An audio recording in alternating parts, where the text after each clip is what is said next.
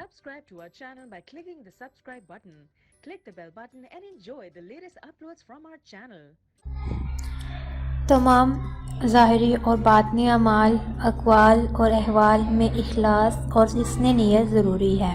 اللہ تعالیٰ نے فرمایا انہیں یہی حکم دیا گیا تھا کہ وہ اخلاص کے ساتھ اللہ کی عبادت کریں، یکسو ہو کر اور نماز پڑھیں اور زکوٰۃ دیں، اور یہی سچا دین ہے۔ اور فرمایا اللہ کو جانوروں کا گوشت اور خون نہیں پہنچتا، البتہ تمہارا تقویٰ اس تک پہنچتا ہے۔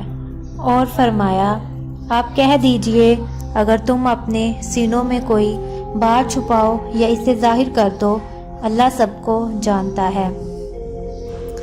فائدہ حیات: اخلاص دل کا وہ ارادہ، وہ عمل ہے جس کا مقصد اللہ کی رضا کا حصول ہو اور کسی اور جذبے کی اس میں کوئی آمیزش نہ ہو۔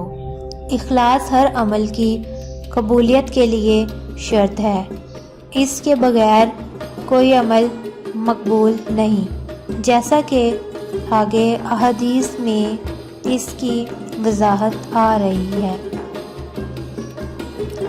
امیر المؤمنین ابو حفص بن عمر بن خطاب بن نفیل بن عبد العزیز عزیہ بن ریاب بن عبداللہ بن کرد بن رضا بن ادا بن کعب بن لوئی بن غالب قرشی ادوی رضی اللہ تعالیٰ عنہ سے روایت ہے، وہ کہتے ہیں میں نے رسول صلی اللہ علیہ وسلم کو فرماتے ہوئے سنا، حملوں کا دار و مدار نیتوں پر ہے۔ ہر شخص کو اس کی اچھی یا بری نیت کے مطابق اچھا یا برا بدلہ ملے گا۔ چنانچہ جس کی ہجرت اللہ اور اس کے رسول صلی اللہ علیہ وسلم کے لیے ہوگی، اس کی ہجرت انہی کی طرف سمجھی جائے گی، اور جس کی دنیا حاصل کرنے کے لیے یا کسی عورت سے نکاح کی غرض سے ہجرت کی تو اس کی ہجرت انہی مقاصد کے لیے ہوگی۔ اس روایت کی صحت متفقہ ہے۔ اسے امام المحسدین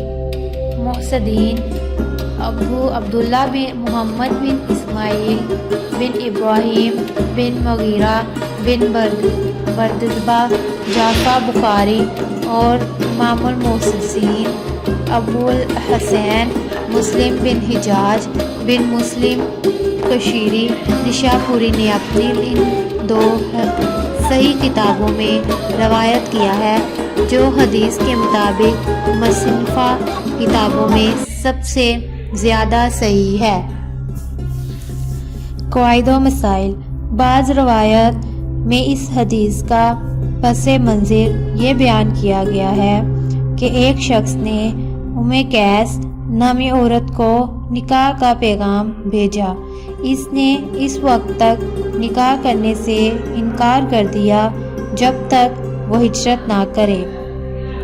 چنانچہ اس نے اس کی اس شرط کی وجہ سے ہجرت کر لی اور وہاں جا کر دونوں کا باہم نکاح ہو گیا۔ اس وجہ سے صحابہ میں اس کا نام ہی مہاجران میں قیس مشہور ہو گیا۔ اس حدیث کی بنیاد پر علماء کا اتفاق ہے کہ اعمال میں نیت ضروری ہے اور نیت کے مطابق ہی اجر ملے گا۔ تاہم نیت کا محل دل ہے، یعنی دل میں نیت کرنا ضروری ہے، زبان سے اس کا اظہار ضروری نہیں، بلکہ یہ بدعت ہے جس کا شریعت میں کوئی ثبوت نہیں۔ جیسے نماز پڑھتے وقت پاک و ہند میں زبان سے نیت کے اظہار کا عام رواج ہے، تاہم حج کا تلبیہ اس سے مستثنی ہے۔ ہر کام کے لیے اخلاص ضروری ہے، یعنی ہر نیک عمل میں صرف اللہ کی رضا پیش نظر ہو۔ اگر کسی نیک عمل میں اخلاص کی بجائے کسی اور جذبے کی آمیزش ہو جائے گی تو الحمدللہ وہ عمل مقبول نہیں ہوگا۔ اسی طرح قبولیت عمل کے لیے اخلاص کے ساتھ ساتھ یہ بھی ضروری ہے کہ وہ عمل رسول صلی اللہ علیہ وآلہ وسلم کے طریقے کے مطابق ہو۔ راوی حدیث حضرت ابو حفص عمر بن خطاب رضی اللہ تعالیٰ عنہ امیر المومنین ابو حفص بن عمر بن خطاب بن نفیل بن عبد العزیز قرشی العدوی یہ مسلمانوں کے خلیفہ ثانی ہیں۔ دور جہالت میں قریش کے سفیر تھے۔ نبی صلی اللہ علیہ وسلم کے اعلان نبوت کے بعد مسلمانوں کے لیے سب سے زیادہ سخت یہی تھے۔ نبوت کے چھٹے سال جب یہ مسلمان ہوئے تو مسلمانوں اور اسلام کے لیے بڑی قوت ثابت ہوئے۔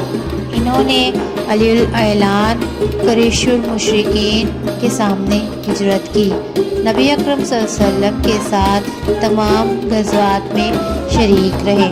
عہد صدیقی کے بعد 13 ہجری کو ان کی خلافت کے لیے بیعت لی گئی۔ عہد فاروقی میں فتوحات اسلامیہ کا دائرہ 22.5 لاکھ مربع فی میل تک پھیل چکا تھا۔